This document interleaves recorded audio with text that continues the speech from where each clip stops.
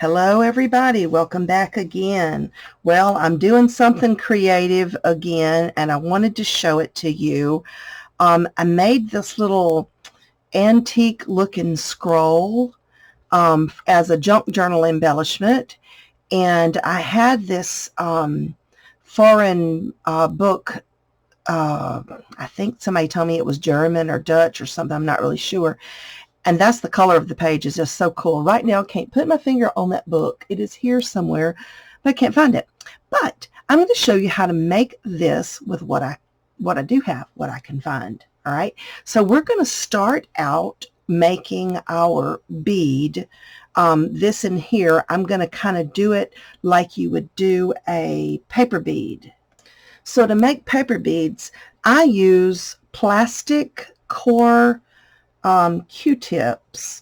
I think everybody does it a little bit different, and there's really no right or wrong. That's just how I do it, because I like for my beads to have a hollow plastic core for the wire, the string, or whatever. It just kind of gives it a base, something other than paper. And mine is about 1 3/4 inch. So, and I liked that size. I'm going to cut it just a hair shorter than what it measured out to be, because I don't want this to show. Now, we're going to take a little piece of tape, and this is just going to be our core. It's just something I chose. It doesn't matter what it is. It's not going to show. We'll take a little piece of tape, and we're going to tape that onto this this little plastic stick. You could use a stirrer if you wanted to, or you could use a straw. I mean, we're doing a pretty big one. I mean, that's pretty big. Now, what I usually do, like when I'm making paper beads, I just kind of help prepare the paper, especially when I'm using a heavy cardstock like this. I get the paper to cooperate with me just a little bit more. So all I'm doing is rolling it up until it gets to the size that I want it to be. I was hoping one time around would do it, but as you can see, it is not quite the right size yet. So here's what I'm going to do. I'm going to glue, add a little bit of glue, but I didn't go all the way to the edge with it. And I'm going to show you why, because I want to cut another piece and stick it down in there. All right, if it goes to the edge, it won't be the end of the world. Okay, so I've cut another piece, and I'm just going to kind of stick it up under the edge of that first one. And then we'll give it a little more glue just to make sure it grabs on. And we're going to keep rolling, rolling, rolling until we get it. I think I want it just a little bit larger. And I just liked the way that first one came out. I was very happy with it. All right, we'll stop right there. All right, now, so I'm going to cut, and I'm going to put some of my glue down in there. And this one I do want to go all the way to the edge. And this glue dries pretty quick, so it ought not to give me a hard time. Now, the paper that I chose to wrap this in, see, none of this is really going to show. This is what's going to show. And it's like, let me see, what language is that? Well, y'all can tell me. I'm sure somebody knows. I don't know. It might be Spanish, I would say. Doesn't matter. I just wanted some pretty text to work with, and I thought it was pretty. So I'm going to wrap this now. So I'm going to add a little bit of glue here to kind of just get it started, and I'm going to wrap this around the core so it's going to look like it's a scroll. Make it pretty tight. And then I'll just stop when it's at the place I want it to be as far as showing a lot of the text. That's pretty cute right there. All right. So we're going to cut that off. Ooh, you know what? No, we're not either going to cut it off. All right. I'm going to go back and glue it back here because I want that edge to be torn. So instead of cutting that off, I'm going to tear it. There we go. Now we got some room to ink. All right, so we're going to take some Distress ink, and I really want to ink up that edge. This is why I always have ink on my hands, on my fingers. I'm going to ink up these edges, rough them up a little bit. If it rips and tears a little, even better. I'm just kind of lightly brushing over this part. I want it to look like it's really, really old. See, it's still not as cool as that one. That was just natural aging, that book that I picked up at a thrift shop. That I just loved the color of the pages. I don't even know what it says, but I said the color of the pages is so pretty. There, that might make me happy. I'll make this edge just a little bit darker. There we go. See the glitter on my ink pad? That wasn't supposed to happen. All right, now we're going to go ahead and glue that edge. And I might not glue all of it. See, I might just leave just a little flappy. See a little flappy here and there? Just a little something, something. Just because it's cute, no other reason. All right, now, for the wire and the ends and all that good stuff, I've got my 18 gauge wire here in an antique bronze. And I'm going to guess. I'm going to guess, always guess on the generous side in case you don't want to be too short. And I wire wrapped that. So I'm going to make a loop. How big do you want it? Not too big, not too big. All right, so I made my loop. Then I'm going to take these pliers and I'm going to hold on to that loop. Come to mama. All right, and then I'm just wrapping. Now this is 18 gauge, so it's pretty hard, and you can wrap it for a little while until it starts to dig into your finger. Then you're going to have to get some pliers or something to finish that. So what you can do, hold on it here. You can take the pliers and just finish bending it around. It's hard to do with this gauge wire because it's so heavy. What I usually do is just snap it, because I've already went around enough times to secure it very well. And then we just want to press that little sharp edge, and I want this to stand up a little straighter. All right, that might be good. That little sharp edge is still. There we go. All right, now we're going to load it on there. Now what I did on this one, I have two bead caps, this bead cap and this bead cap. And I really, really liked the way that came out. So that's what I've pulled here. I've got those two bead caps. I pulled this out to show you you could do so many different ideas. For instance, you could take a long one like that, and then this guy, you could put those two together for your end if you wanted to. See, that's cute too. I thought this one right here was kind of cute. Let's see, you could take something like that. And you could just do one. You could just do that if you wanted to. I would make the scroll not as big if you did that, because that's going to be too small. And you kind of want to cover the end. You know, you want it to look right. All right, so let's go with the one that I had chosen, that I did before. And I'm going to put this down in that hole, down where that, the middle of that Q-tip is. There's one end done. All right. Then we're going to put this one on. Here you are. We're going to put this one on, and we're going to make a loop on this end. We're almost done, guys. This was an easy project. Hold this right here when you cut so it don't go flying.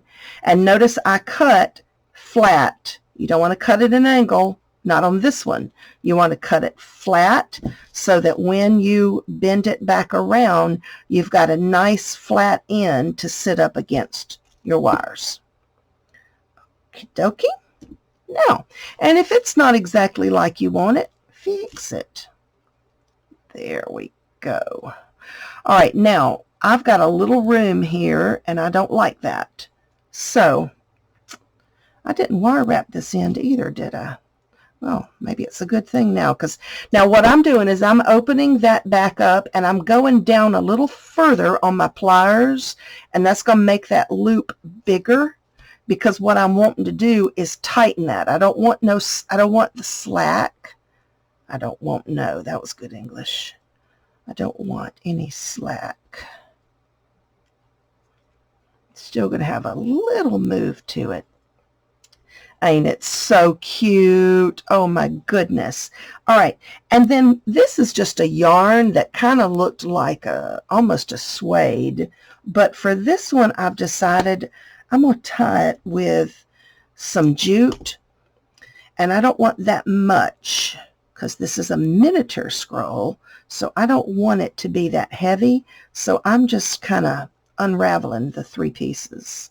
It comes in a 3-ply. And then I'm going to tie it on here. And I thought that bow was too big. I don't like that. It's a little bulky looking. And I kind of want the tie in the front right there.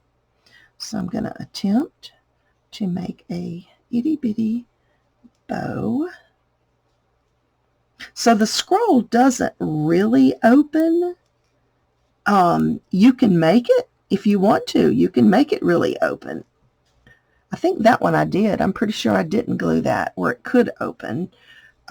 So it's just according to what you're going to do with it. It's just decorative. All right, so we got that. Well, hello. I guess those scissors are dull. They chewed. Very dull. There you go, guys. Now, all you got to do is hang a pin, a bulb pin, a paper clip, a safety pin, anything you want to from the top. So here's your little miniature scroll. You can make them in any size, but bear in mind the size of your bead caps needs to match the size of your scroll, because I just don't think it would look right if the bead cap was smaller or gosh awful too large. And it might. I could be wrong. So anyway, and I'm still not real, you can see I'm not happy with that right there too much, and may tighten that up some more. But anyway, it's a lot of fun. You could hang a little dangle. Say you put a pin here and you dangle it on your page. You could hang a little dangle on that end too, if you wanted to. Okay, now one more thing I want to show you. On a previous video, we made these stick pins here, and I wanted to show you ways that we can use them. Okay, so here's one right here. This is a small one. I did this with a corsage pin, and this is a fabric book, but it doesn't have to be fabric. It can be paper, and because that pin is sharp on the end, I can just stick it in there like that. Now, for the end, you can use, like this is an earring back, and it's in silver. And it may not fit since that's a corsage pin. Did it fit? Let me see. Oh yeah, it did go. Okay, so you could use an earring back, and that secures it and keeps you from sticking yourself. You could also use these little rubber tips, these little rubber earring backs. So let's find another place. Let's put one right there. And let's put maybe this really pretty one right here. Let's see if we can just weave it in and out a couple of times of this crochet doily. Let me find a hole to get through there. No, I don't want it there. That's just not getting it.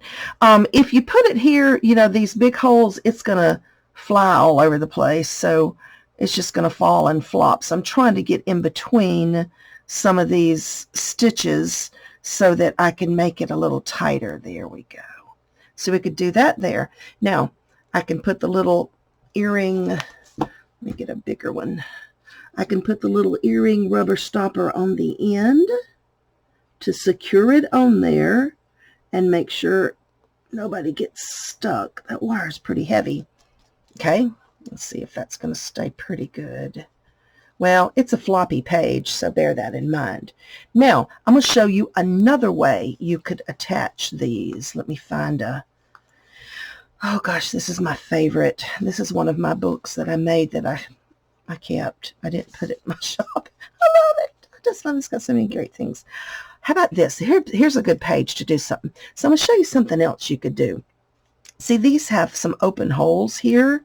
Okay, so when you have open holes, you could do two things. You could go ahead and swirl this bottom and then just stick it through there, or you can stick it through something first and then do something to the end so that it stays forever, or you can put it wherever you want it and put a ribbon or paper or something attached over it like that. Of course, I'd cut it, you know, I wouldn't leave it that long.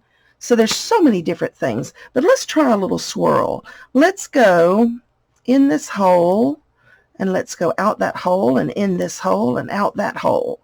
Okay, so we're in there a few times. All right, so I'm going to do it. I'm going to attempt to do the swirl after I've already got it in my page. And that's going to keep it from falling out. So I'm starting at the end of my round nose pliers, as close to the end as I can get. And I'm attempting, I'm not good at this for some reason. Mine never turn out perfectly round. They always come out kind of oblong. If you can help me with that, then please leave a comment below and tell me why they don't come out. I know it's me. It's user error. I know that. Okay, so now my swirl's off to one side like a golf club, which is okay. If you want that look, I want mine a little more in the middle. There we go. Now look, guys, can you see that? How cute is that? It's just a little swirl. All right. Now, if I put it through these bigger holes, then that little swirl, you know, could have went through. I could have done it before, because it's kind of hard to do when you're actually working on the book. It's kind of hard. I'm looking for another place I might want to. I'm not going to stick all these in this book permanently, but this book has so many purples and lavenders. These are kind of amethyst colored, these two beads here, so I thought it might match really nice in here. So this is a little fabric flip up, and I don't think I want to put it there. I think I'm going to go, let me see. Let's see what's on the back of that. Yeah, I think we got room. I might go right in here. Now, this is an antique hanky, so don't want to poke a hole in that necessarily. I might can get through that lace right there. Or not. I just want to be real careful. Ah, here we go. I got through. Look at there, look at there, look at there. Okay, so for this one, I just think that's cute. I might just put a rubber stopper on it, or should I swirl? See, if you put a rubber stopper on it, you can take it out if you ever decide to move it. If I created a swirl here, that hole's not going to be big enough. You'd never get it back out again. So I'm going to go with a rubber stopper idea. So I'm going to shorten it, and I'm cutting it at an angle so it's sharp, pretty sharp.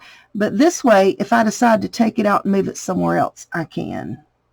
All right, so here's our rubber stopper.